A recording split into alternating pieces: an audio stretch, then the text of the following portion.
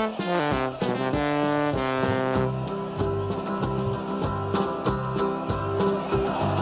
we come, blue and white, and we're looking good. You'll be in for a fight, and we fight pretty good. Getting goals is our job, and we get goals good. Looking good, we are Carlisle United.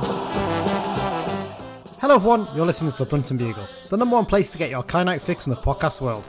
I'm Lee Rooney. And I'm Mike Booth.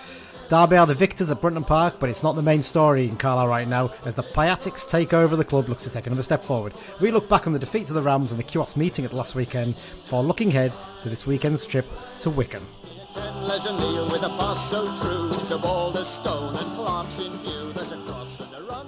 I really pushed my luck with that intro there, Mike, didn't I? And I was looking at it, I was thinking, normally it's just over 3 lines, and this was just on 4 lines, and I was like, oh.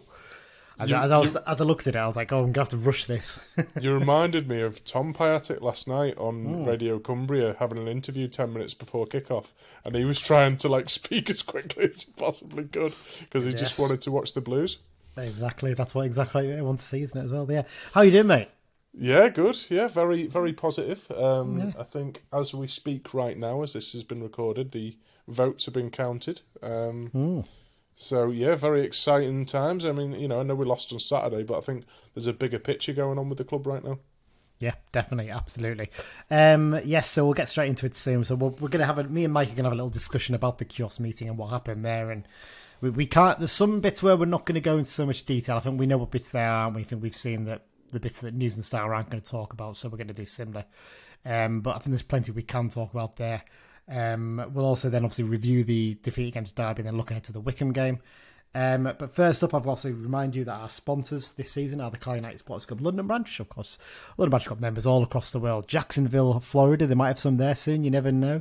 You can join if you live in Flimby. You can join if you live in Formby, like Mike. You can join if you live in, I don't know. I'm just trying to think of a random place in Europe then, but I can't off the top of my head. Palermo in Sicily. If you live there, you can join it. Yep. I can't think of any other new one.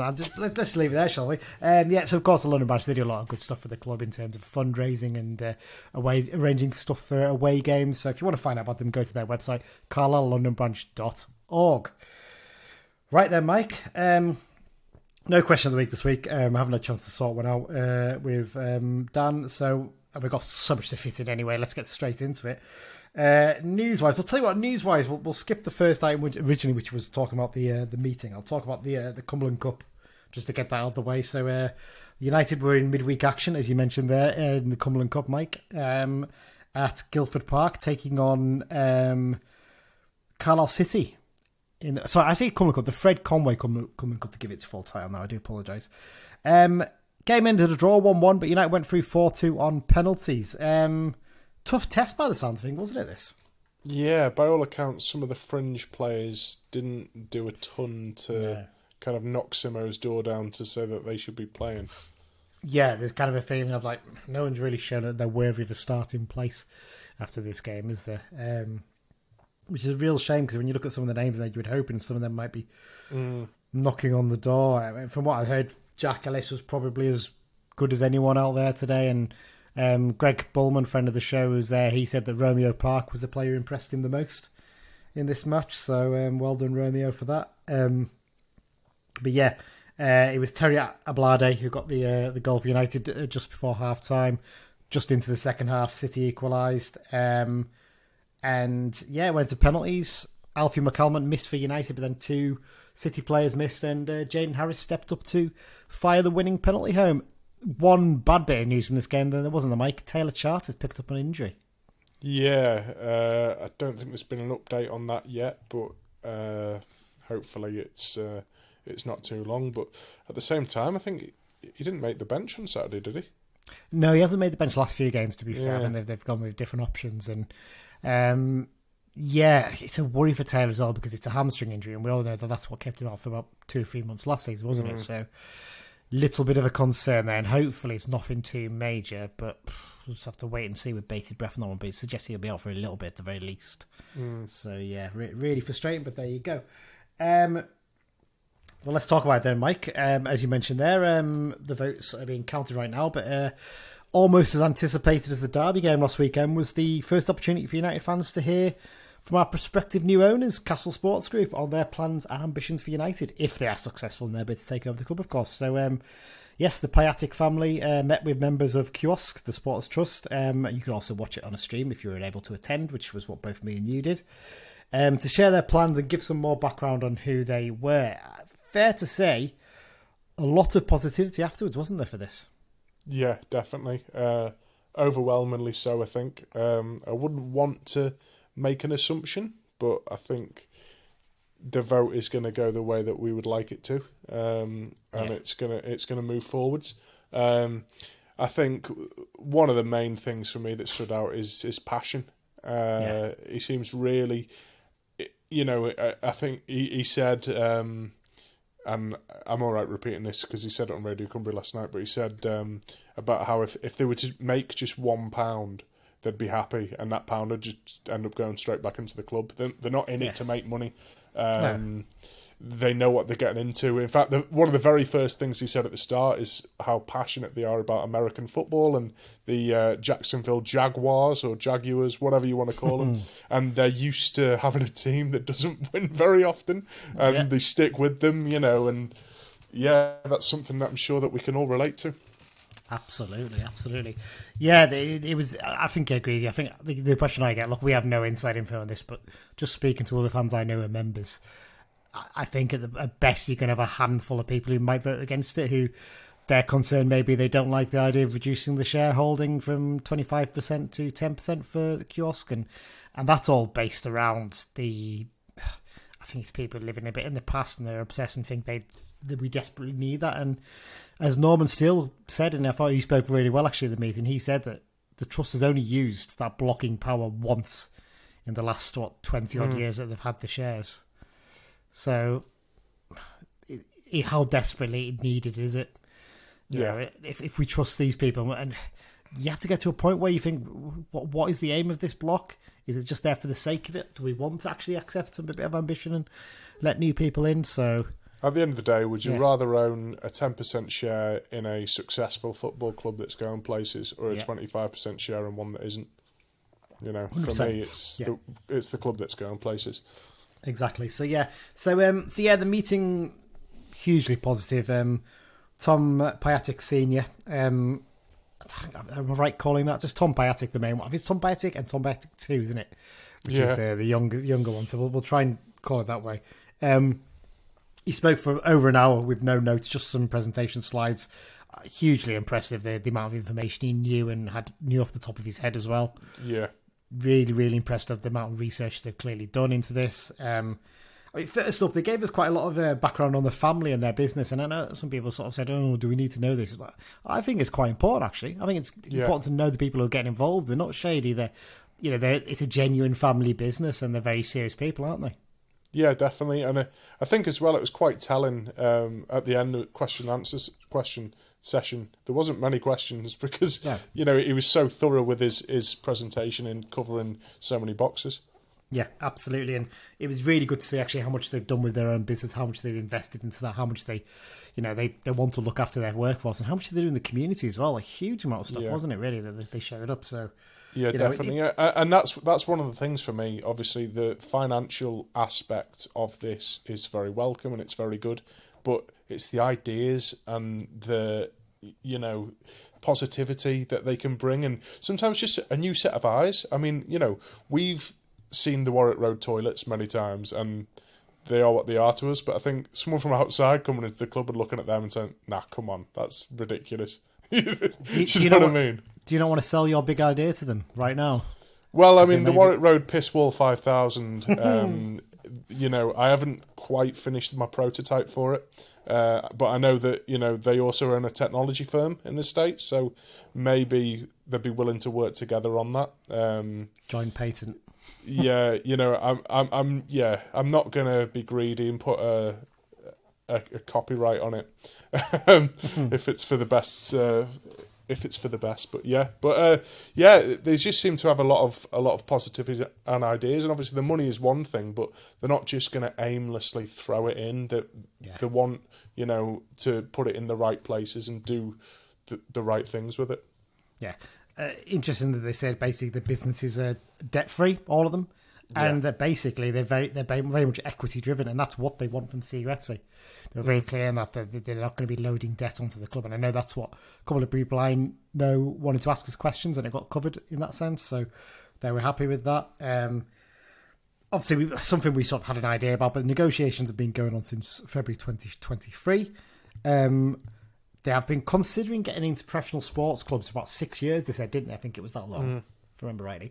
This answering the question of why Carlisle. Well, they've done a lot of thorough research, basically, and looked into different clubs, looked into different pointers and aspects of what they wanted from a club. And I think they came to the conclusion that they didn't want to get involved in MLS or USL. They wanted to get involved in English football because they love the promotion, they love the jeopardy, they love the passion and excitement. Sent it in on the tradition as well. And the tradition, yep. And they sent it in on League One and League Two. Drew up sort of a short list and have a list of 5 clubs. They didn't say who the other clubs were. I think they slightly hinted at Exeter might have been one of them. Although I don't think they just mentioned Exeter were one of the other ones who didn't have too many clubs near them. But the one they said basically as soon as they did their list, Carlisle were clear at the top and the club they wanted to talk to and potentially invest in. And that's got us to this point. And geography, quite incredibly, played a big part, didn't it? Yeah, we've had our geography for years used as an excuse as to why we're maybe not going places, but they see our geography and they love it and they want to use it as an advantage. The word to use were, it is the biggest sports brand within 60 miles, and there's no real big one within 60 miles, so we should be taking advantage of that, and we can build on what we've got here. And he had a unintentionally disparaging comment about Barrow. I don't think it was meant to be, but it was that got a good reaction in the room, at least, anyway. Oh, that was unintentional, was it? Was it? Well, he did apologise, didn't he? Is it too late to change my vote? If that was unintentional. I know. Yeah, so obviously they mentioned that fact, and that was really encouraging. He was. What did he say? We wanted to rule the North, was it? I think that our good friend own the North. I think own the North. Sorry, so yeah, that's what he said, and talked about heading off in a northeast direction, didn't he? Basically on the graph, rather than a southeast even. So that's really good to hear. Investment. So that's the key thing, isn't it? We've mentioned that before. On and off the pitch investment is something he's very clear that we're going to do, and the big thing for me, and it's something that Simo's banged on for so long, is getting a new training facility, not just for the first team, but for the first team and the academy players to work at.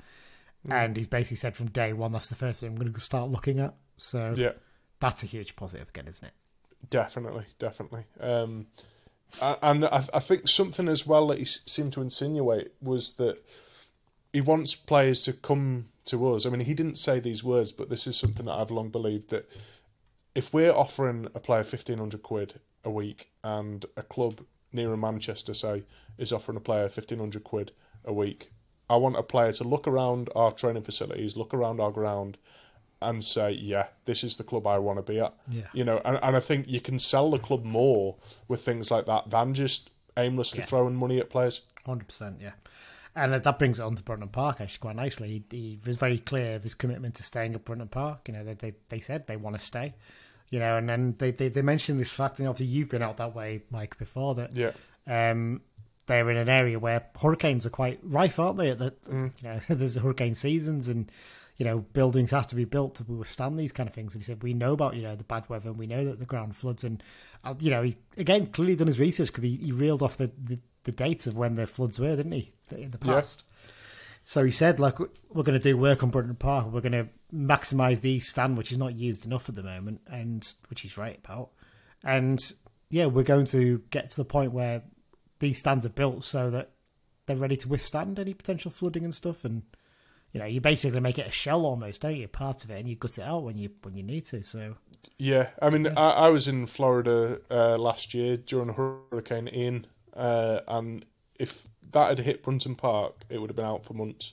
But all the theme parks and everything were just open 2 days later, like nothing had happened. They're just so equipped for it over there. But I have to say, I think a lot of it with flooding is drainage and sewerage and stuff like that. And the fact of the matter is, most sewerage in this country is it was built in Victorian times, and it hasn't been improved on since. So how he'd go about that, I'd be quite interested. There's ways you can deal with getting the pitch. It's more the buildings, isn't it? Really? Yeah. That's the key thing. But Yeah. He has said he wants ideas on what fans, what improvements can be done to Brunton Park, what fans want to see. Obviously, the Warwick Road end toilets was something he mentioned straight away that we're going to sort. There's other little things I'm sure that fans will have ideas for. What we're going to do is we're going to open up to listener questions for this. Hopefully, maybe either next week or in a couple of weeks' time. Basically, says here, what do you want to see done to the ground, basically, and we'll discuss them on the show. But yes, he's open up to that. Simo, clearly a big fan of Simo, isn't he? That's one thing that came out of it. He talked really fondly about him and Simo's wife, and just having met them and said, they're lovely people and we really want them to be involved. And, he's also said that he's going to have a budget in January to bring in players, isn't he? To improve the squad. And the main aim is just to stay in League One this season. Yeah, definitely. And that's good. He's not sort of coming in saying the aim is playoffs, or anything daft like that. And there was no daft, we'll be in the Premier League within 5 years or anything like that. It was all very sensible and the long-term reasonable. aim is to make the club better and to get ourselves into the Championship if we can. Yeah, and obviously he wants success. He's not doing it to see us go back into League Two and stay there, but, he seems to just have the right, reasonable expectations going into this. Yeah, and obviously, the trust members have voted this week on whether to reduce the shareholding from 25 to 10%. And we said we think that's something that just you've got to accept it's got to happen. Now this is a once in a lifetime opportunity, I think, for this club to have someone involved who's basically going to put the capital in straight away to invest in that kind of stuff. And but as Matt Spooner said at the very end, though, that the trust could technically have a smaller stake, but they want the fans involved, and through the trust, I think even with a smaller stake, fans could be involved more than they have been before. Well, the trust have hit 1,000 members this week. Yeah, I was just about to say that. Yeah, which is phenomenal considering they were at about 400 odd 2 years ago. So yeah, it's fantastic, and I know a load of people have joined since the vote, knowing full well that they can't sign up to vote, but they want to be involved and they want to be a part of it, and hopefully more people follow suit. Definitely, that's what we really want to see. And obviously, the debt's still an issue, and that was touched on. And they mentioned, we need to sort this out. But the impression I got from listening to it is, look, it'll get sorted one way or another. They'll have that. They're the ones who are prepared to pay it, basically, aren't they? So I think we're in an okay position there. I think it'll get sorted. It's just how quickly we don't know, but yeah, a lot to get excited about, isn't there? I should say we were obviously at the meeting, but Greg was there. So Greg did send me a quick, it's just under 60-second review of the meeting. So here's what he had to say. I've just came out of the Supporters Trust meeting and I was super impressed. They spoke with passion. They'd obviously done their research into the club. I feel confident that they've got the club's best interests at heart. They're not like Michael Knighton and saying that we're going to be in the Premier League in 10 years. They know that it's going to take time, but they're open and they're listening to ideas. And it was very, very positive. I know which way I'll be voting, so up the Blues. Yeah, can't really argue with that, can you? No, pretty fair exactly. assessment. It's go on. What are you going to say? Well, I was just going to say something else to add as well. There was a question where they were kind of all asked what they would all bring to the table, because Tom Senior had obviously done a lot of talking, and I think they all have such a broad skill set that can only bring good things to the club. And frankly, any three of them would be better than the three owners we've got right now with regards to that. I think, definitely just they'll all bring a lot to the table, I think. Yeah, it's exciting. It's exciting times, whatever happens, isn't it, really? So, really looking forward to hopefully positive news about the vote. And Tom, I did say to the News and Star, didn't he, that he hopes it'll be sorted between the 14th and 20th of October, I think, is when he's hoping the table will be finalised. So they've clearly gone through all the fit and proper persons tests right now, so that should come up good, I hope. And they've said they've shown they've got the budget to fund the club over the next 2 seasons, which is one of the things you have to prove, I think, isn't it? With the fit and proper persons. So that's I think the money gets ring fenced. Yeah, as well. I think that's what they do now. I think they have to change it because of other fit people, but But yeah, generally, really positive day, and could be in for some exciting times, couldn't we? Definitely, and a point he made as well, that this club can be great with investment and all that, and without it, it can't. And it never really dawned on me, but he's spot on there. Like, and I think in my head, oh yeah, but other clubs smaller than us have reached the Championship. But them clubs I'm thinking Yeovil, I'm thinking Scunthorpe. Where are they now? Yeah, they're in a mess, aren't they, most of them? So yeah, they spent beyond their means to get there, and then bang, they manage it so badly afterwards. So it's about being efficient once you get there as well, isn't it? So exactly. Yep. Exciting times, Mike, and hopefully we'll get some really good news on that soon. Should say, actually, just before we go on to the reviewing the Derby game as well, the tickets for the Bolton game went on sale last week. Sold out the initial batch of 1,900 in 2 days. Remarkable, isn't it, really? So they've got another batch of about 1,700, I think, which have just going on sale. Well, by the time you listen to this, they will have gone on sale. So get them snapped up, and potentially 3,000 odd Carlisle fans going to the game. Just remarkable, isn't it? Remarkable. Yeah. Right. Time to look back on the Derby game then, Mike. Carlisle United 0, Derby 2.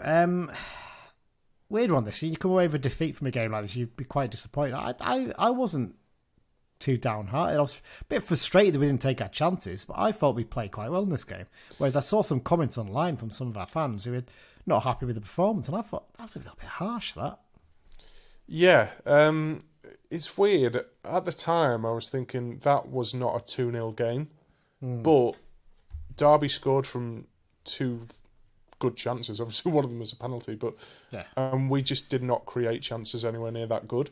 So, because immediately after the game, I was thinking we deserved something out of it, but at the end of the day, football is about taking your chances. But we used the ball well. I think it's just one of them games that showed Derby are a very good side, and very good sides will get the rub of the green in that way more often than not. Yeah, I think you're absolutely right there. It just feels a little bit frustrating, isn't it? But they managed the game very, very well. Second half especially, I think they managed it excellently. So yeah, stats wise, it looks quite equal, but. Yeah, maybe you're right. Maybe it's just that little bit of nous that's got them over the line in the end. No changes to the lineup for this one, was there? Which didn't really surprise us. We felt it was going to be pretty much the same. Yeah. No shocks there, even on the bench either. So, as you were. In terms of chances and that kind of thing, not really any clear chances for them until the goal. I mean, there was one chance for Waghorn, but it wasn't really an opportunity. It was that flicked header that was... comfortably went wide in the end. The goal, such a scrappy one to concede, isn't it? Yeah. Really frustrating in that sense. So it's a long punt forward by the goalkeeper, flicked on, and then when watching it back, Huntington and Lavelle get in each other's way, don't they? And actually, I think Huntington's in a better position to head the ball clear than Lavelle is to head it out for a corner. When you look back at it, I think Huntington should be the one who should have taken charge there. Or maybe Lavelle should have got out of the way. As is, Lavelle tries to head it out for a corner and just gets nowhere near enough on it. Mendes-Lang is able to nip in and he cuts the ball back to Collins. And it's a clever finish, to be fair, because it's bouncing up and he gets right over the ball, hits it into the ground and past Anderson and into the back of the net. And yeah, just quite frustrating at that point because actually it's been fairly equal until then, hasn't it? Yeah. I mean, there's maybe an argument that Anderson could have done better with the initial ball in, but I mean the shot he had no chance really. Yeah, it's one of those ones where you wonder if maybe Hurley would come and claim that one. We'll talk about Anderson and Hurley in a minute, I think, because that's still very much a debating point. Yeah. Collins then actually had a chance to potentially make it 2 with when Mendes-Lang. I think he fouls Armour in this chance, but ref gave nothing. He nips in, plays the ball to Collins, and it sits up nicely, and he tries to sort of scoop it over Anderson, but he puts it well over the bar in the end. But then United had 3 really good chances then before the break, didn't they? And I say really good chances, actually. They sort of became good chances, didn't they, really, with some dodgy goalkeeping for part of it. The first one, really good determination from Guy and Moxon to win the ball back. And then Guy set Gibson away down the right. He cut inside, and he hammered a dipping shot that the keeper really should be catching, shouldn't he? I think it was one of them, though, that kind of moved a bit in the air, so it was a bit awkward for him. Plus, I think it went past a defender or two, so you never really know if it's going to take a deflection. I don't think it moved that much. I just think the keeper just flapped it a little bit. It's dipping and going in. He could probably catch it, and as it is, he palms it onto the bar and it bounces out, and he's hooked clear. And then from that, there was another chance where Gibson did really well down the right and hit a low shot that went just wide of the post. And then Luke Plant, so close to scoring against his former club for the second week in a row, wasn't there? With great tackle by Moxon to win the ball back, plays it into Plant, who hits a nice curling shot from the edge of the area that beats the keeper but clips the post and goes wide. And actually, Gibson did have Gibson had a hat-trick of chances, didn't he? Actually, I forgot about this one where he had a good shot from long range that the keeper palmed behind. United had a penalty shot before half-time. What do you think about it? I thought it was a Stonewaller, to be honest. Yeah. He kind of jumped to block the cross at a very weird angle. And they say, oh, your arm needs to be in a natural position. But I think most players now, they kind of cover their own arse when they're blocking crosses and they keep their arms down by their side. And he wasn't doing that. He was, Well, apparently, Simo was told by the linesman or the officials that it hit the player's leg and bounced up onto his hand.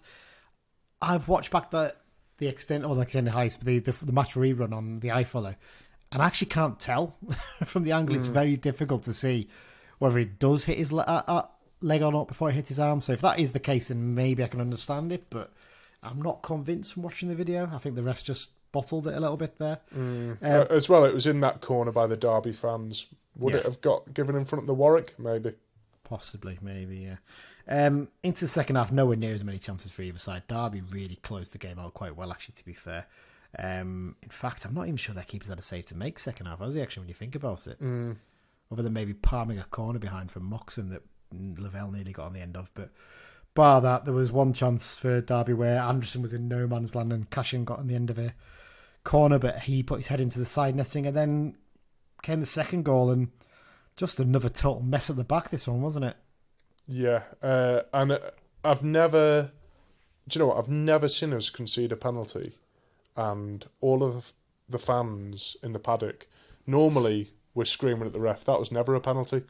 Everyone was screaming at Anderson, like, "What are you doing there? Like, that's definitely a penalty." Like, yeah. But I mean, to come to Anderson's defence there, I think Lavelle could have maybe cleared it. Well, so what happens basically is they get into the box on the right-hand side, try to play it across, which Lavelle blocks, and he sort of sits up there and bounces, doesn't it? And Lavelle leaves it for Anderson to come. I get the impression Anderson's called to mine, or in that position, he's probably thinking, I've got a chance to pick it up here and then get it up the pitch. But he's so slow to react to it. He basically initially runs and then he slows down as he's coming to actually dive on it. And he's totally unaware of who's around him. The attacker nips in just before him and he basically bundles him to the ground because he's trying to dive on the ball. And like I said, it's a Stonewall penalty. And you can see how frustrated both Finback and Paul Huntington are on the coverage, actually. If you watch them, they both turn around in frustration like, oh, for God's sake, they know it's a penalty straight away. There's not even an argument from anybody. And yeah, Collins steps up and smashes it in off the bar and then nearly gets a hat-trick as well. Not long after that, he had a chance in the box where he twisted and turned, but he put his curling shot off over the bar and that was it, really. But going back to that penalty, that's 2 penalties he's given away now, Anderson. And as far as I can recall, Holy has never given away a penalty.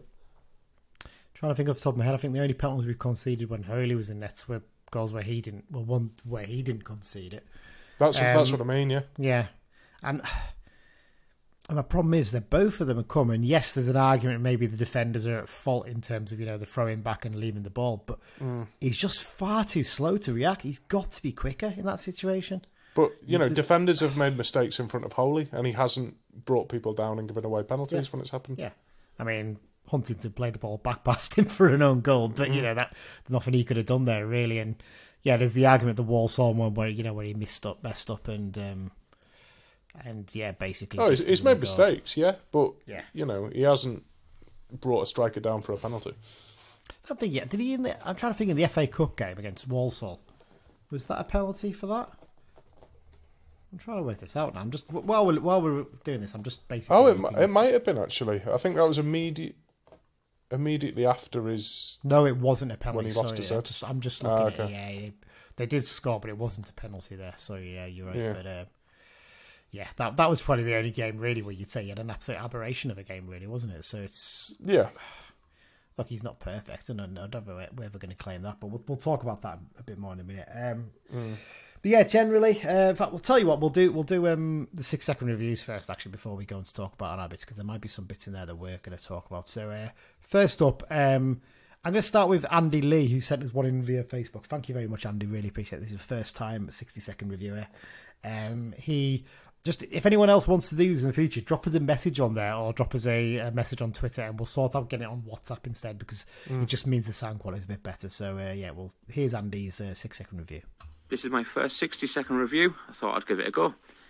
In an encouraging first half performance, I thought the set pieces were a waste. In particular, our corners. 5 corners in the first half we had, and they all seemed to struggle to get past the near post. We were also denied a penalty for a clear handball. Anywhere else on the pitch that's penalised, so I was baffled as to why it wasn't given. We also hit the woodwork twice, and Gibson flashed wide before the break. I think the second half we were more off it, with the subs not having the effect they had the last few games. However, at 1-0, I felt we were still in it. Then a rash decision from Anderson gave Derby the opportunity from the spot to double their lead, which they did, and extinguished any hopes of getting back into the game. However, I do feel 2-0 flattered them, especially considering the first half performance, and Gibson really deserved his man of the match, with Sam Lavelle running him a close second. Anyway, onwards to Wycombe next weekend, and up the Blues. That's a really thorough report there from Andy, I have to say. He's picked out a few of the points that I put down to talk about, to be fair. So I mean, well, starting off with those set pieces, bang on the money. I thought our set pieces were awful in this game. Yeah, they were. Really poor. Bar that one corner I mentioned from Moxon, I struggle to think of a decent taken free kick or corner in the game. Moxon especially, hitting the first man on so many of the corners, wasn't he? It was just really frustrating. Yeah. I've never known him be so poor in a game at set pieces, to be honest. Yeah. And apparently, according to WhoScored.com, he was man of the match. For us, yeah. I mean, I think James Collins got it overall, obviously. Yeah. But, it's a strange on that one, isn't it? In terms of subs, I think he's bang on the money there as well, to be fair. They've had such a good impact in recent games. I actually thought they disrupted our flow a little bit, I felt, in this game. Yeah, I was saying before Oblade came on that it wasn't the game for him, because Derby were not playing a high line. They were sitting quite deep, and he had no chance of sort of running in behind and causing them problems. But at the same time, you would think that at Edmondson, a big presence in the box, that would be more of a game for him. But he didn't do much either. I'm not sure how much I can blame Edmondson for that. I felt, because we'd gone to almost a 4-4-2 by then, and we just didn't have a grip on the game. It was more of a 4-2-4, to be honest. Yeah, but we didn't have a grip on the game, did we, really? That was the problem. Because obviously when the first subs were made, the change was basically to bring off John Mellish and Luke Plange. So Maguire stayed on, and Gibson dropped back into midfield, didn't he? Because we'd gone 4-3-3 during the first half, where Mellish put into midfield and Maguire and Gibson went out wide, either side of Plange, and it worked. That certainly had an impact. We had a positive impact on the game, but I felt taking John off didn't really have the desired effect, really. I felt we weren't winning the ball as much, and Gibson did not see the ball as much second half, because actually, there's another point there. Gibson was man of the match, wasn't he? I thought he had an excellent game in this one. Yeah, man of the match by a million miles, and I think his versatility is a big plus. That, like with Mellish, you can move him into a different role and change your. Oh, hang on, check your emails. Oh, hang on. This is live as we're recording here. Let me just wait 1 second. Right, so this is going to sound very disjointed, this bit, because we've had to pause the recording just for a second there while we checked our emails. Because the results come in from the kiosk vote. So should we sort out the Derby review first, and then we'll very quickly cover that, basically. So we were just, rather than this is live as it's happening, really, but it doesn't make any difference because you listen to a podcast. It's ridiculous, isn't it? But yes, so right, let's carry on. What were we talking about? I can't remember now. We were talking about Jordan Gibson. We were Jordan Gibson. Yes, he's been fantastic this season. And you're right, his versatility has been amazing. Is he one of the ones you start looking at thinking we need to get him maybe tied down on a longer deal because he's shown he can do it at this level, hasn't he? I would, yeah. And, I'm a fan of his, but in the summer when his contract was up, well, we thought it was up, but he triggered an option.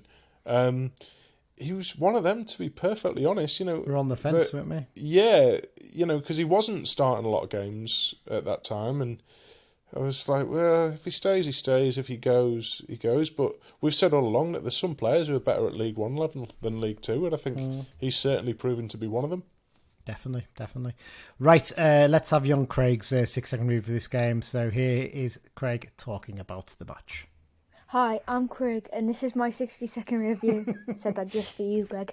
Well, it really was similar to most games. Could have won, but we didn't score when we had the chance, which was a shame because I thought we were the side that deserved a win after, to be fair, in the first half we were definitely on top, and we put up a really good fight in the second half. There were just 2 really bad goals to concede. Thomas Holy. And now that's 2 pens conceded by Anderson. I thought the first half especially they couldn't handle Gibson and that Callum Guy played really well against people that, to be fair, were twice the size of him. I thought that the ref was poor and if we'd have gotten pen for the handball it was a completely different game. But it happens so often where we see that we're just the better side, but we can't score. I definitely thought Gibbo was man of the match and I was pleased to get him see it. But, overall, I didn't think it was a poor performance, not by a long shot, but it would have been better if we'd have scored, On to the next one, up the Blues. And I should say, that was under 60 seconds. Well done, Craig. 56 seconds. Because his last one was 104 seconds, so he's balanced it out over the 2, isn't he? So well done, lad. Yeah. In all seriousness, no, good review again, and a couple of little interesting points there. Callum Guy, I agree, had a fantastic game as well. He's another one who's really stepped up at this level, hasn't he? He's definitely. Yeah. Brings us on quite nicely to the next talking point then, Mike. The goalkeeper debate, which I think is starting to intensify again, isn't it? He's very much at fault for the penalty, isn't he? I think Anderson, we're in agreement with that. I've also got a concern about him commanding his area. I look back at that chance I mentioned before about Cashin with the header at the far post that hit the side netting. That's the one where I look and think Thomas Holy comes out and plucks that out of the air. Yeah. And I know Holy's bigger, so that gives him the advantage, but Anderson's not that small. No, I think he's about 6'4", 6'5", isn't he? Yeah, I'm just not convinced at the moment. I think there's a very good shot stopper in there, a very good shot stopper, but the other part of his game, his kicking's not that great. It's okay. I know people will compare, Holy put the ball out a lot of time, but Holy got the ball up the pitch a lot as well. It's very rare that he would scuff it, so it's... Often with his weaker foot as well. Exactly.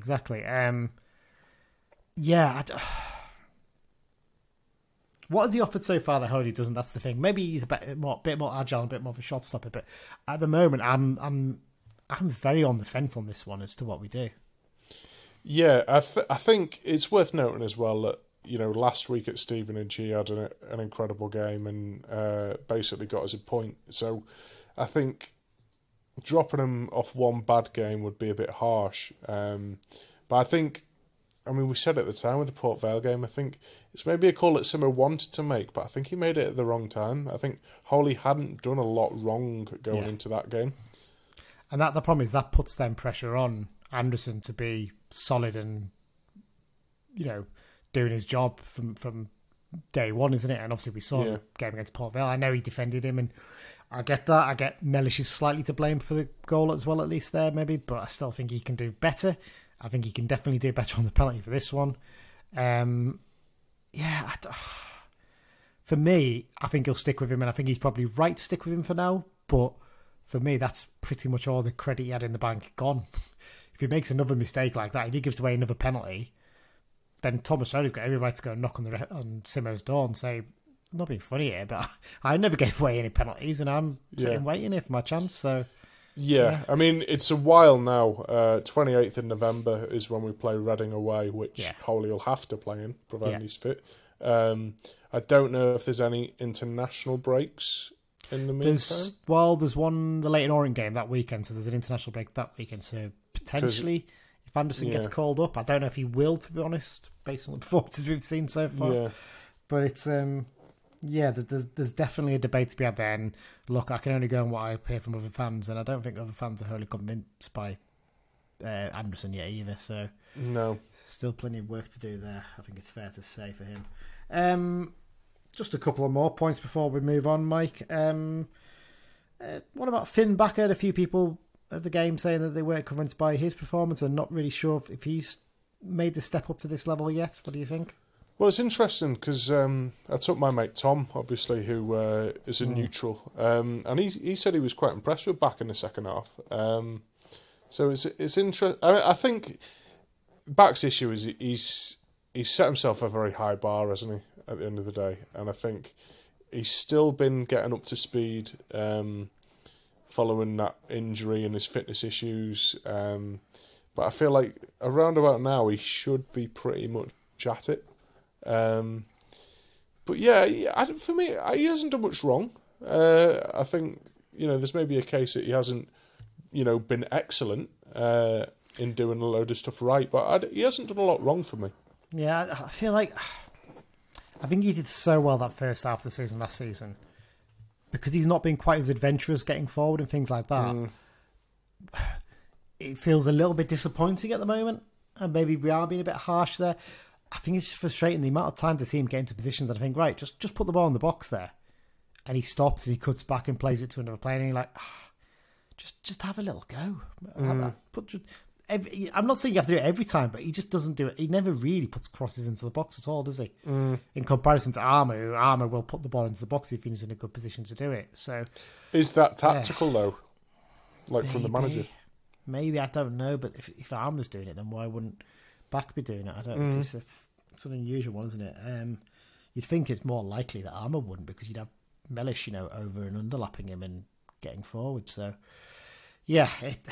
There's a bit of debate. I think I'd stick with him for now, but I think Jack Ellis maybe start at some point. He'll be, again, knock on the manager's door. It sounds like he couldn't do from the City game, but, knock on the manager's door and say, am I worth a chance here, maybe? So, I don't know.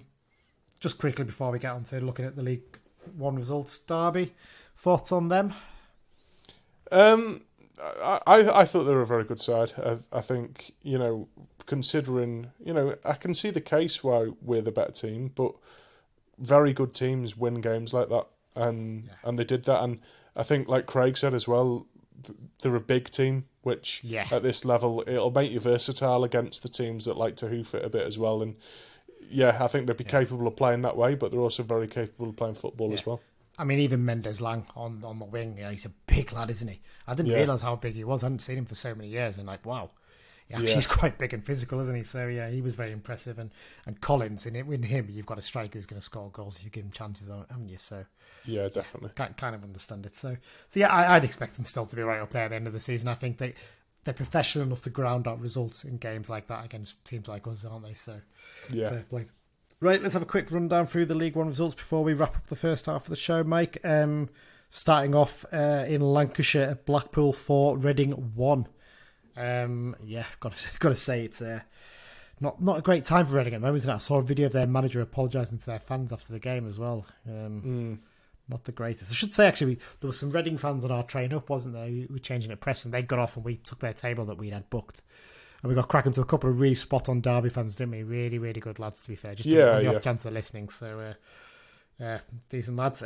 Bolton 1, Peterborough 1. Two teams you'd expect to be up challenging for the playoffs at the end of the season at the very least. Yeah. I think Wigan have hit a bit of a patch of poor form since we drew against them, haven't they? They've not really got too many good results. Bristol Rovers 4, Wigan 1 in this one. Not a great day out for them. Burton 1, Fleetwood 1, two teams struggling near the bottom, cancelling each other out. Pretty similar to Fleetwood getting the result against us, really, isn't it, in that sense? Cambridge 1, Port Vale 1, Charlton 3, Wycombe 1. Obviously, we're playing against Wycombe this weekend.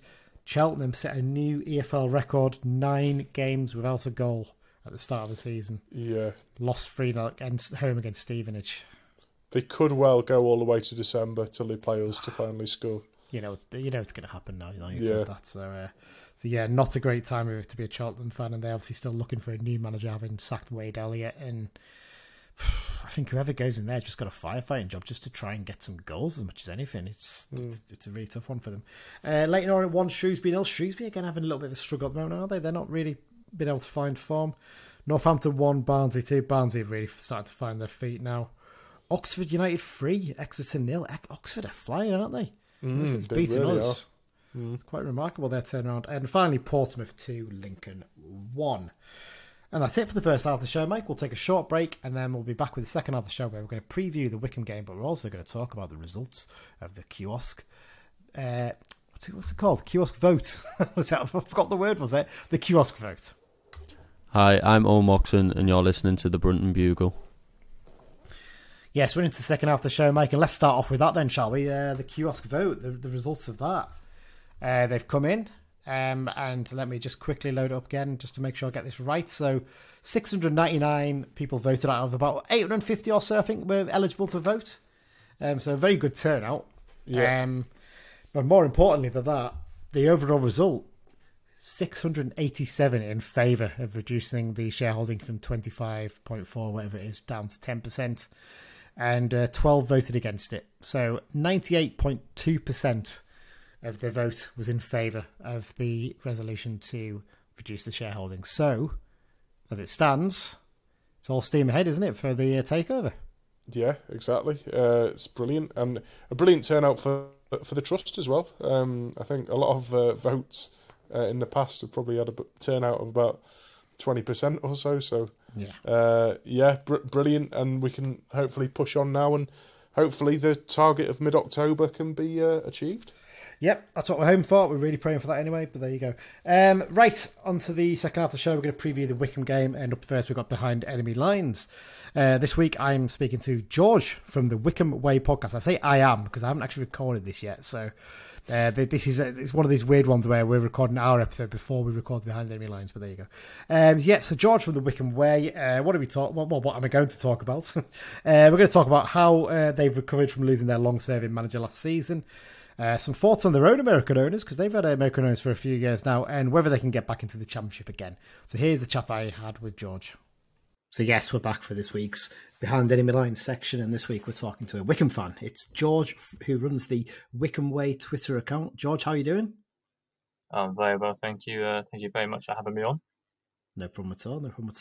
Well, let's get into it. Let's talk about Wycombe Wanderers, and an obvious place to start for us seems to be to talk about last season and Gareth Ainsworth's departure. Obviously, he's been in charge for 12 years and became such an integral part of the club. And you think about it, over a third of your life in the Football League has been with him as manager.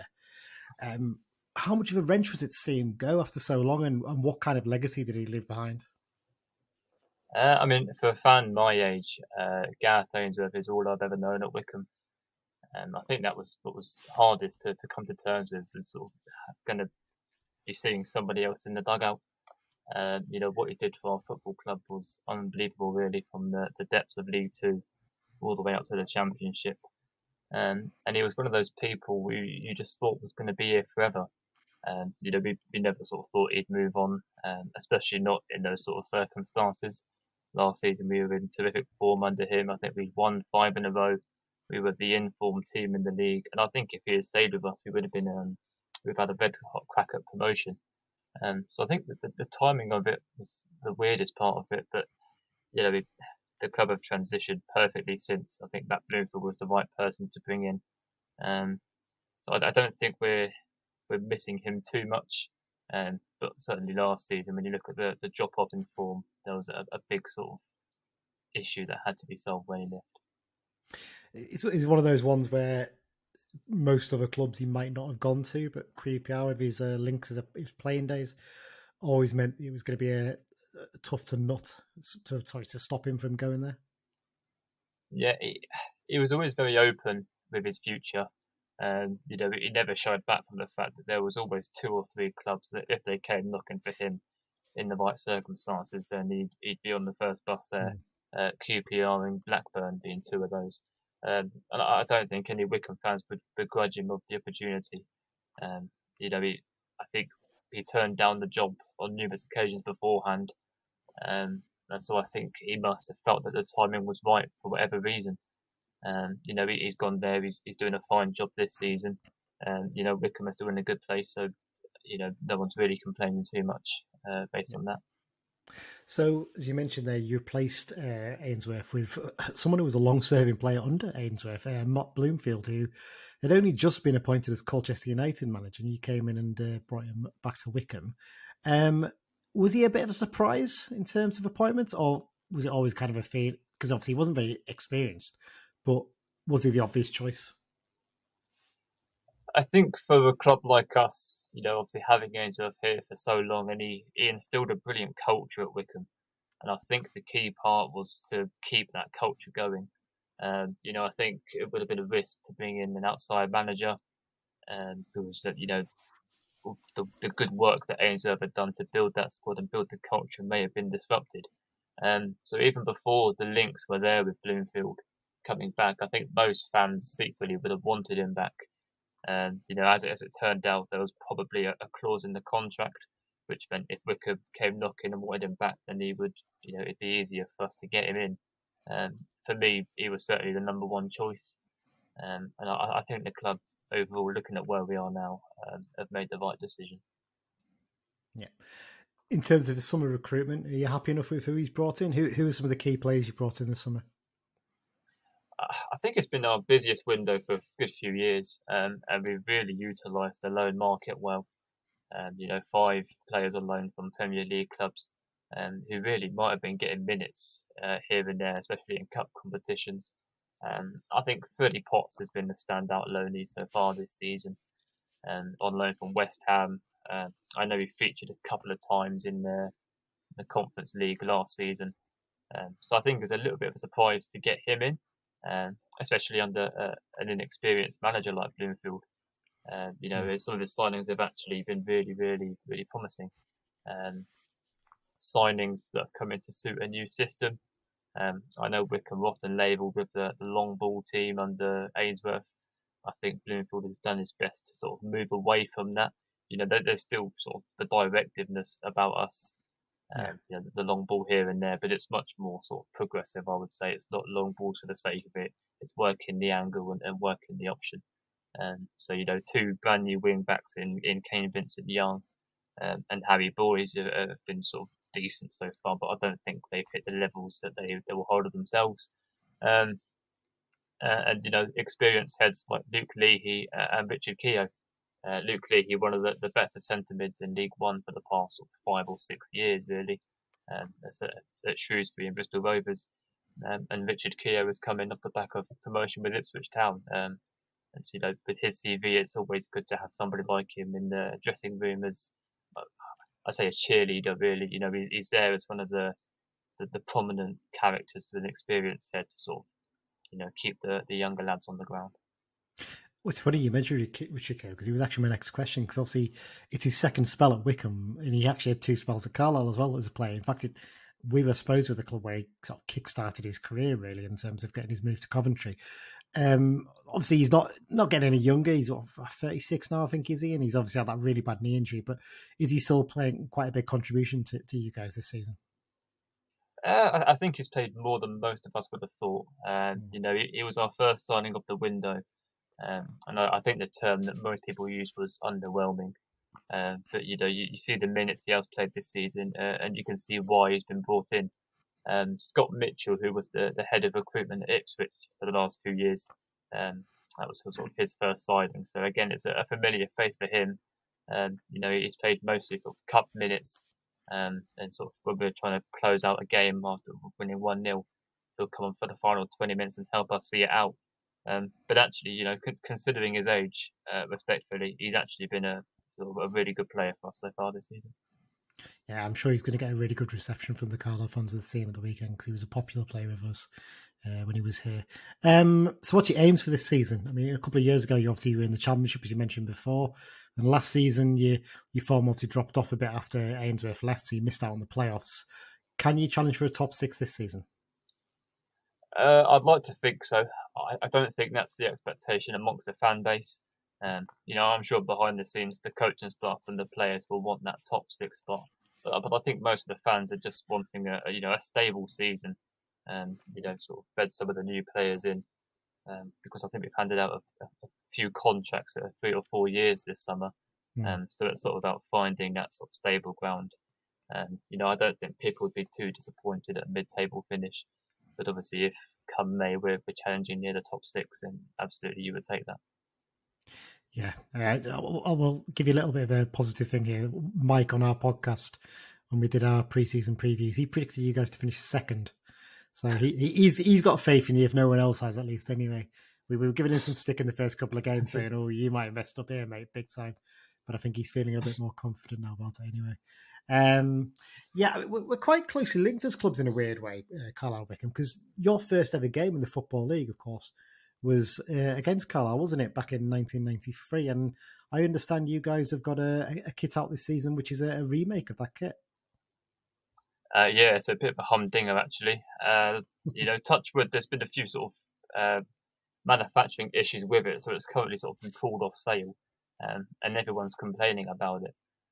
But actually, it's a gorgeous kit to mark 30 years in the EFL. There's a rumour that we couldn't sort of go back to it in recent years because Gareth Ainsworth is colourblind, so he wouldn't let us have a green kit. So it's sort of it's funny that as soon as he's sort of out the door, we've moved to it straight away. But I think it's fitting for the 30th year anniversary. Yeah, it is a gorgeous kit. Yeah, because our kit this season is it's a slight tribute to our kit from that season. It's a sort of mix of that season and the season before. So and again, it's proved very popular like yours has. American owners, I want to talk about them because you might have seen in the news with us this week that we're potentially on the verge of being taken over by the Piatek family, who are a family based in Jacksonville, Florida, in the USA. Everything that they've said so far and all the presentations and meetings I've had with the fans have been hugely positive and really well received. You guys have been owned by an American family or American company for a few years now, I think, haven't you? So how's that gone down with you guys? How's it been? Largely very positive. Especially off the pitch, you can't fault anything that they've done. I think they came in with a game plan to make the club sustainable. Rob Couhig is sort of mid-70s now, so I think he's sort of slowing down what he's got to do with the club. There's been rumours of him maybe looking at offers to sell the club on, but I think certainly from his point of view, he's a businessman. He's made a profit on the club, but actually, for us as a fan base, he's done a lot for the club to sort of make it worthwhile going forward for a new owner. On the pitch, we've sort of stagnated a few years, maybe because the money's been put elsewhere to make the club sustainable for the next 2 or 3 years, which, at this level is important. We've been looking at Southend and Scunthorpe nowadays. All it takes is one bad bloke in the building and it can all go tits up. So Touchwood is a really good bloke. A few odd comments here and there, but I think that sort of comes from his culture.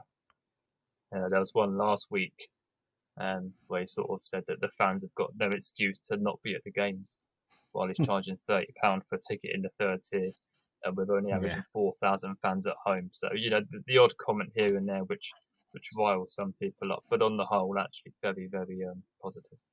Yeah. Just one more quick one about the in terms of your squad. Who are the sort of, well, you mentioned the new signings you brought, but who is sort of the danger men to watch out for the weekend in terms of the squad overall? It's a weird question actually, because the danger man this season has been our centre backs. All 6'5" plus have been getting on the end of Luke Leake's set pieces. I think only Sam Vokes in our front line has scored so far this season. I think so far Brandon Haddon hasn't scored a goal. I beg your pardon, Dale Taylor has, but the strikers haven't been too prolific, really, and we have been relying on set pieces a little bit. You might have seen that Joe Lowe was in the contention for the Golden Boot, according to some League One accounts early in the season. He's a big lad, 6'6", 21 years of age. He just loves to get in the box and sort of bully the defenders to get on the end of a set piece. So I think if we are to have any success at the weekend against a team that I'm sure we're going to sort of bring a physical battle, that's going to be our way through. Yeah. So the fans coming down to Adams Park this weekend, what can they expect? Is it, because obviously from what I can understand, from what I remember last time actually going, it's quite a distance from the centre of the town, isn't it, your ground? Yeah, I mean, it's in the middle of nowhere, really. It's at the end of an industrial estate, sort of nowhere near the town centre. The nearest pub is a 15-minute walk away. Right. So it's not the most glamorous of away days, but we don't enjoy it too much either. It's nowhere near the train station, nowhere near the Wetherspoons. So it's a bit out of the way, a bit of a trek to get to. But the club have made a big deal about hosting a family day as part of this season. So a lot going on for the Litlands. So hopefully the Carlisle fans coming down can get involved in that as well. Yeah, definitely. And from the couple of times I've been, it's a very picturesque ground to go to, at the very least. Anyway, it's nice trees around it as well. So it's at least it's in a fairly nice looking setting when you're in the ground. But there you go. George, you've been very generous for your time. Thank you very much. Before you go, can you give me a prediction for this weekend's game? The club have banged on about putting in a good performance for the younger fans coming down. They're desperate to keep hold of the families coming down for the game. So I'm hoping for a good prediction. I'm going to go for 2-0 Wycombe. George, thanks for your time and all the best for the rest of this season, sorry. Thank you very much. Thank you. Yes, so there you go. That's the chat that I had with George ahead of this weekend's game. Mike, Wycombe Wanderers this weekend. We said this was a run of games, didn't we? That we thought were going to be really tough. Actually, we looked at it, didn't we? What's your thoughts going into this one? Because they had not a great result of the weekend. They lost 3-1 at Charlton, but they'd been on a 5-game unbeaten run before that, and they've been in the Championship fairly recently. They were just outside the playoffs last season. It's a long way trip as well. This is a real test for us, isn't it, to show where we are once again this season. Yeah, definitely. I mean, much to my humiliation, I earmarked Wycombe as a very good team for this season. But I think you look at the squad and I do stand by that, and this is a kind of game that I would absolutely rip your arm off for a point, to be honest with you. I mean, you did predict they were going to finish second at the start of the season, which we did mock you a bit for, and after the first couple of games we were mocking you even more because they had some pretty dodgy results. But actually, since then they've picked up a little bit, haven't they? When you look at the results, they're currently sitting in 11th place on 13 points, having played 8 games, so technically 3 points behind Exeter, who are sitting in 6th place with that game in hand. So, yeah, I think they'd probably be fairly satisfied with their start of the season, wouldn't they? I think when you look at the recent results as well. Yeah, I think so. I think there's always the risk when you've been relegated that you can, struggle to get back to winning ways in a new division. And yeah, they're not down in the bottom half, but I think also on the other side of the coin, when you've got relegated, you want to bounce back, and they haven't quite done that yet. No, absolutely. It's tough on though, isn't it? Because they're one of those clubs who would probably anticipate having a bit of a battle to stay in the Championship, so coming down is maybe not as much of a surprise as it would be for like a Sheffield Wednesday or someone like that. So looking through their transfer activity over the summer, Mike, any names stand out to you? Richard Keogh, obviously, former Blue. And I think a lot of teams, we've seen ourselves with Huntington, you need an experienced centre-half who's, Keogh's spent most of his career at Championship level. So I think he'd be an asset at this level, really. Luke Leahy from Shrewsbury, I think he was their player of the season last year. He's captain as well, yeah. Yeah, really good player. Another one is Harry Boyes from Sheffield United. He, because I half thought that we might be in for him at one point because he played for, where was Greg at before he was with us again? Solihull. Solihull. He was at Solihull on loan from Sheffield United, and he was. You mentioned him a lot. You've mentioned him a few times. I remember actually the name. Yeah, it was in National League Team of the Year. Is it left wing back? I think he's another good player. I think, and in addition to the players they've already got, they're a very good team on paper. Cian Brecken's another one, isn't it? I think a lot of people have highlighted it from Man City. He's meant to be very, very well thought of at City, so to get him in is quite an impressive one. Some fans might remember his dad, Ian Brecken, actually, funny enough, who played in the Football League as well. Kieran Sadley as well was someone who was actually linked with us briefly on deadline day, wasn't he? He got released from Bolton and he's turned up there. So, some interesting names in there. They've certainly used the loan market a fair bit as well. In terms of players going out, they've not... Actually, a lot of teams in this division have lost some players to bigger clubs and stuff. And I look and I think to myself, other than maybe Lewis Wing to Reading and maybe a Jordan Abita, I imagine their names are not that fussed. They've lost, really. Yeah, in terms exactly. of departures. Yeah, There's not exactly. really anyone that stands out. So, Yeah, I think they'll be fairly happy with that. Looking at their squad overall, any other names that stand out to you? Sam Vokes, obviously. Massive name to have. David Wheeler as well.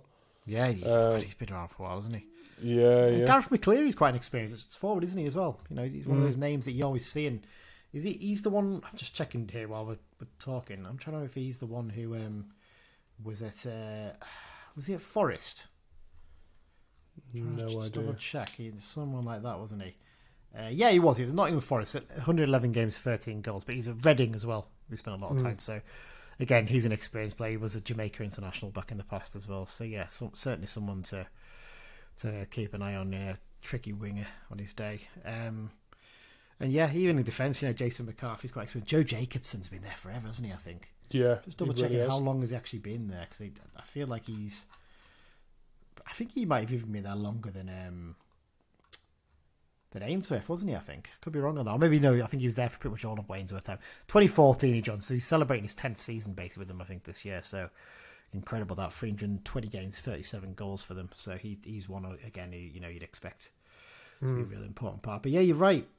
Plenty of quality throughout the squad, isn't there? And it's a hard one for us to judge because we obviously don't see them that often. But yeah, just when you look through the names straight away, you think, yeah. I think it's probably one of them where it's a case of some of the new players just need a bit of time to gel, and it's normally around October that they start to gel and they start to go on a bit of a run. So hopefully we get in there before that happens. Yes, yeah, definitely. Right, so referee for this game, Scott Tallis from the West Midlands. It's his first season as an EFL referee. He's taken charge of 6 games so far this season, handing out 23 yellows and 1 red card. So that's not too bad, to be fair. Last season, he handed out 61 yellows and 2 red cards in 19 games in the National League.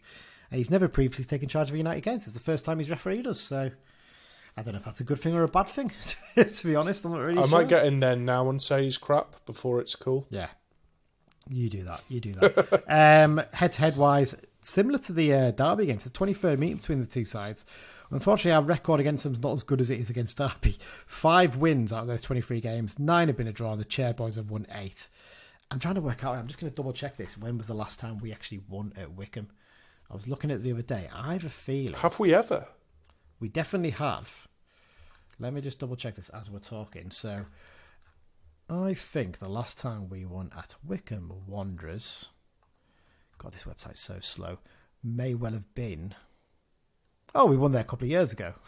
I thought it was longer. We won there with Jamie Proctor and Reggie Lamb scored the goals. Was that the game that we didn't have? Like, there was a kit clash and we had to wear our training kit. I think it might have been the season after. I've got a feeling it was the season after that one. Okay. Is that not the one where we lost 4-3? I don't know. Remember. In fact, no, you might be right there actually. Or was it the one where we lost 3-2? There was a shambles. I remember that because I was on a plane, I think, when that happened. Ridiculous, but there you go. Yeah, so there we are. That's the head-to-head stats. As we mentioned, last time out they lost 3-1 at Wickham. At Charlton, even. Their first defeat in 5. Overall form-wise, they sit third in the last 6 games form table with a record of 1 drawn, 1 and then lost. And United are currently 22nd with a record of lost, 1, drawn, lost. So we're not particularly great in this last 6 games form table at the moment, but it doesn't concern me too much at the moment. Looking at their recent results there, 2-0 win over Blackpool's a decent result for them, to be fair, and even a 2-1 win at Bristol Rovers, who are a team in fairly decent form, aren't they? So there you go. Yeah, but a draw against Burton at home. Yeah. Exactly. I mean, last season was a challenging season for them, wasn't it? Because they lost their long-serving manager in the league. I think he still was then, wasn't he? Or maybe one of the longest. Gareth Ainsworth, who went to QPR. Brought in Matt Bloomfield, who'd only just been appointed at Colchester, hadn't he, I think, at that point. So, a big opportunity for him, their former captain, coming in. Seems to have done a fairly solid job so far, though, doesn't he? Yeah, I think so. It's always difficult coming into a team. I think...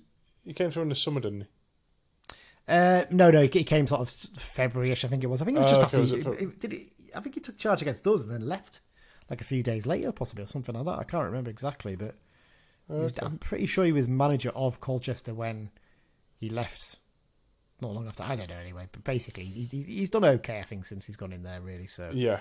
Yeah, there you go. Right, let's do the play for both for this one. Not a huge amount to choose from.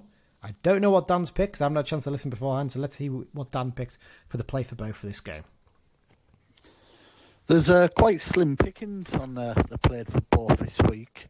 So what I've done is I've focused on what I'm pretty sure is our only Colombian-born player in our history, and that is Angelo Balanta.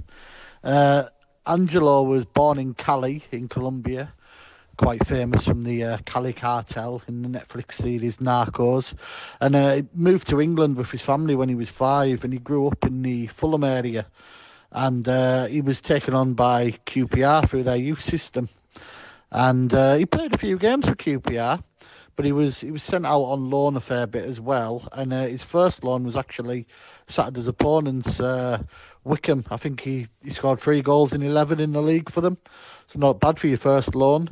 He then spent 3 seasons where he had loans at Milton Keynes, and again he racked up a good 50 or so appearances and scored about a dozen or so goals. He had another loan at Yeovil before making a move to Bristol Rovers for the season. And after leaving Bristol, he ended up at ourselves, but didn't really happen for Angelo here. I think it was 1 goal in 7 league appearances, and he drifted on to what I call the M25 roundabout when he signed for Boreham Wood. But he actually did quite well at Boreham Wood. He scored a few goals in over 80 appearances. And then he moved further east along the 25 to Dagenham and Redbridge, where he was for about 4 or 5 years there. And I think his league appearances was 35 goals in 118 appearances. That's a decent record. He's now actually back at Boreham Wood, and you may just well hear his name in X-Blues. Pretty comprehensive there from Dan. Yeah, interesting one, Balanta, isn't he? Really, I'm just looking back. I'm looking at his stats here right now, actually, with us, and trying to see. I think he was an unused sub against Liverpool, wasn't he, in the cup game? If I remember right. I think he was. Yeah.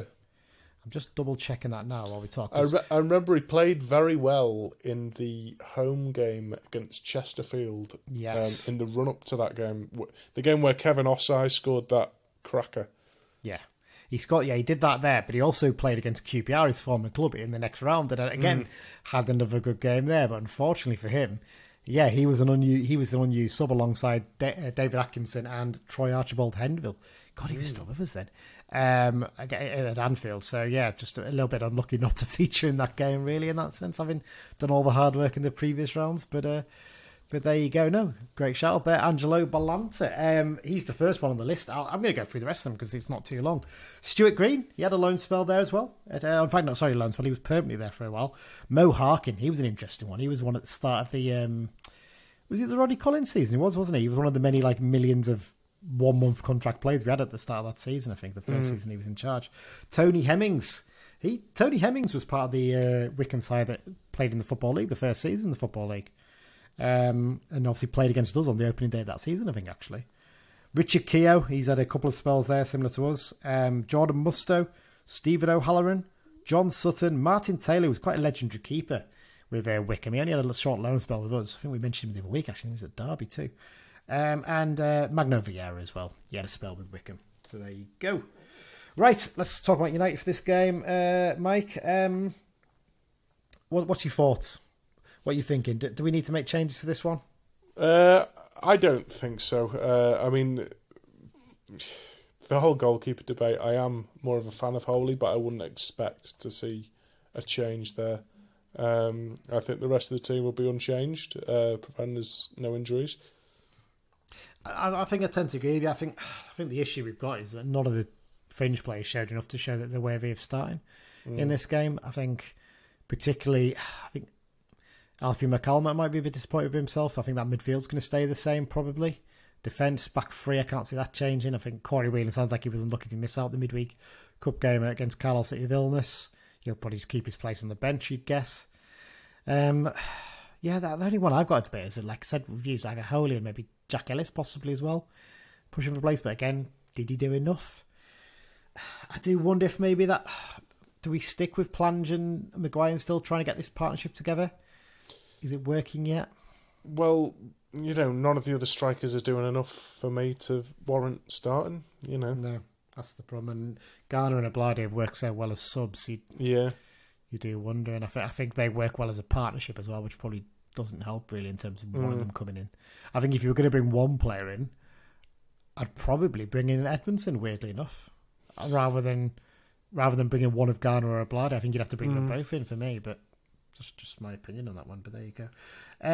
Yes, so looking ahead to the next 6 fixtures as well, Mike. It's a tough run, the next 3, isn't it? Obviously, we've got this game against Wickham, then a home game against Peterborough, an away game against Bolton. That's a tough run. Then a home game against Lowton Orient that you'd think you've got a target for to get your 3 points from, surely, you'd think. That's followed by a tough trip down to Portsmouth and a home game against Burton, which it's got to be 3 points from, you'd think, surely, in midweek. And then the trip down to Cambridge. Again, I would have looked at that as possible 3 points at the start of the season, but actually they've started well, and maybe started really well, yeah. Maybe a point wouldn't be a bad result from it, would it? But there you go. I think these next 3 games, I would bite your hand off for 3 points from 3 games. Yeah, 100%. I think I'd agree with you on that one, to be fair. 4 maybe if I'm being a little bit greedy, but there you go. Okay, prediction time. Points haven't changed. None of us predicted a 2-0 defeat. We were all very optimistic, weren't we? But what are you going to go for this one, mate? I'm going to go for a 1-1 draw with Big John getting a goal. Okay, 1-1 draw. Do I be optimistic and go for a 2-1 win? Yeah, why not? I'm going to go for a 2-1 win. I think we're going to nick a 2-1 win.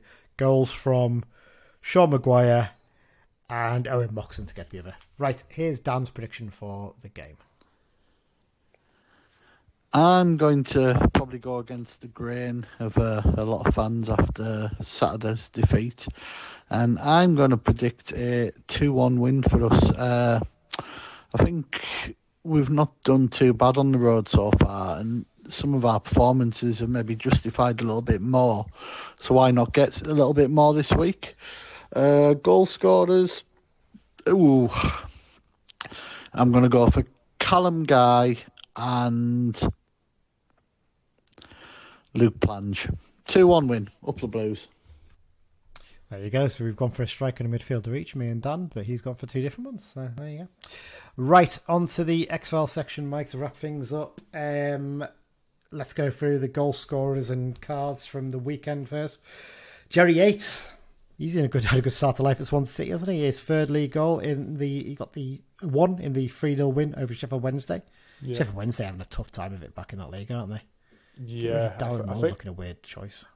Yeah, well, what it was is Darren Moore wanted a lot more money, and they basically just said no. But he wanted what was in line with what Championship managers typically get paid. Yeah, and he got them up there. You deserve a pay rise, don't you, then? So, yeah. Strange, that one. There you go. Charlie Wyke, he scored for Wigan, but it was a 4-1 defeat for them at Bristol Rovers, as we mentioned earlier. Gethin Jones, he was sent off for Bolton Wanderers in their 1-1 home draw with Peterborough United. Now, I don't know whether this was what kind of red card it was, because if it's a 3-game ban, I think he'll miss the game against us, won't he? If I'm right. Possibly. I'll have to double check on that one. Andy Cook, he had a bit of a goal drought at the start of the season, but he ended that in style. Scored a hat-trick for Bradford in their 4-1 win at Newport County. Paddy Madden, he got on the score sheet as well for Stockport County in their 5-0 hammering of Wrexham. Brilliant. Can't wait to see that in the documentary, can you? That'll be good. This is one Dan actually missed from the list, so I'm pulling him up on this. This is checking whether he's listening or not, right? Ethan Walker, he scored a late equaliser for Morecambe as they drew 2-2 at home against Swindon Town. Brennan Dickinson, he's having a terrific start of life for Oldham, isn't he? Oh, he really is, yeah. I'm really pleased for him. Yeah, because he had a horrible time it was, didn't he? Really, in terms of the injuries and stuff like that. So it's nice to see him actually getting. And he's a player who doesn't score tap-ins either, is he? No, I imagine they're going to be absolute scream with every single goal he scored, isn't he? I'm just double checking it to see where he is, because before we go any further on this, just because I feel like he might be top of the scoring charts, possibly even in that division. No, he's not. He's not even. Is he top 10? Yeah, he's top 10. Got 5 goals since coming. But yeah, he scored 2 goals for Oldham in their 4-0 win over Oxford City. Angelo Balanta, as Dan mentioned, he scored for Boreham Wood in their 2-1 home defeat to Aldershot Town. Michael O'Halloran scored for Dunfermline Athletic in their 3-1 home win over Green and White. We don't mention his name very often, actually, O'Halloran. Stephen Rigg and Dan Holdsworth, they both scored in... Dan Wordsworth.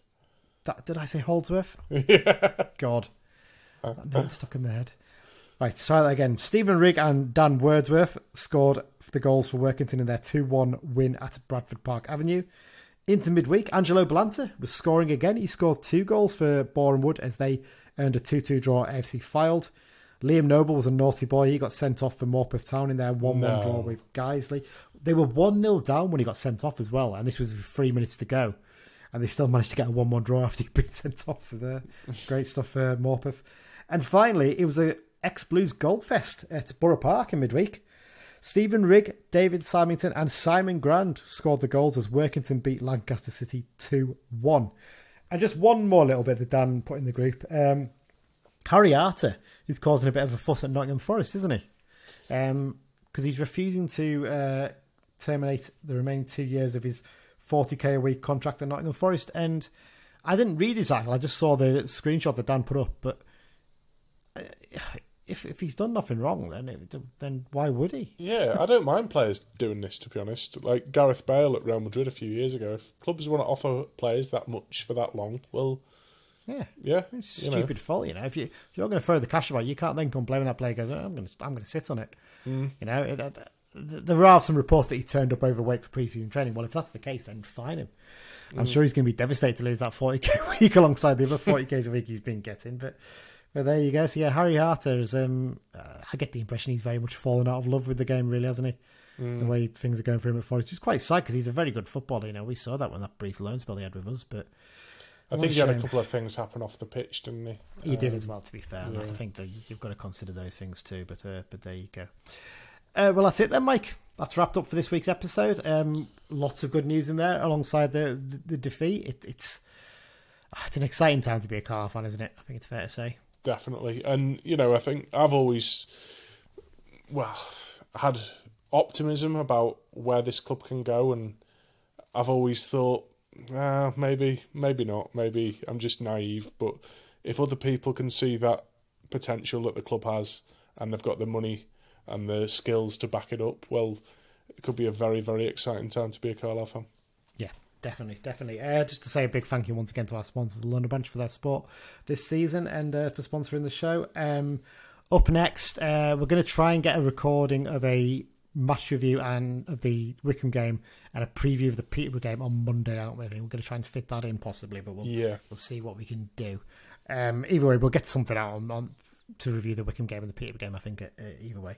And that's it, I think. We're just waiting to see now for the announcement about the takeover. We're hoping we'll get a chance to speak to the Piatics after the takeover is done.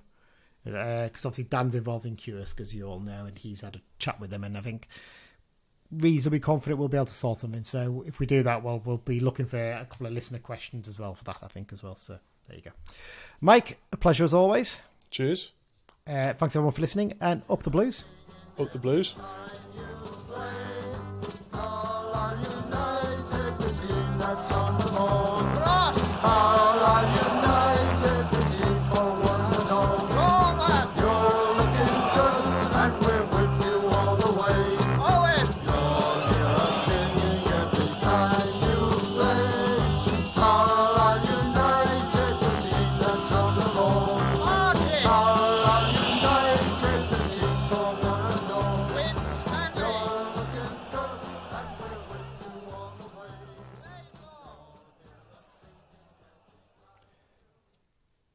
USA, USA, USA, USA.